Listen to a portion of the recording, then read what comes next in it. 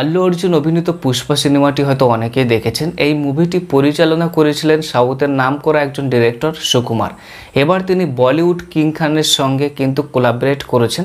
তারা দুজনেই মিলে অর্থাৎ শাহরুখ খান এবং সুকুমার মিলে কিন্তু নতুন একটি ধামাকা আমাদের সামনে নিয়ে আসতে চলেছে।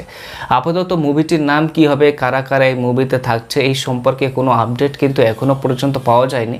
তবে খুব দ্রুত সমস্ত আপডেট কিন্তু আপনাদের সঙ্গে শেয়ার করব যে এই নতুন মুভিতে কারা কারা থাকছে, কবে থেকে শুটিং স্টার্ট হচ্ছে এবং মুভির স্টোরি কী ধরনের হতে পারে বা কেমন ধরনের হতে পারে, এই বিষয়ে কিন্তু সমস্ত আপডেট আপনাদের সঙ্গে অতি দ্রুত শেয়ার করব। তবে এতটুকু বলতে পারি, নতুন একটি ধামাকা আসতে চলেছে যেখানে পুষ্পা খ্যাত ডিরেক্টর সুকুমার এবং বলিউডের কিং খান দুজনেই কিন্তু কোলাবরেট করেছে।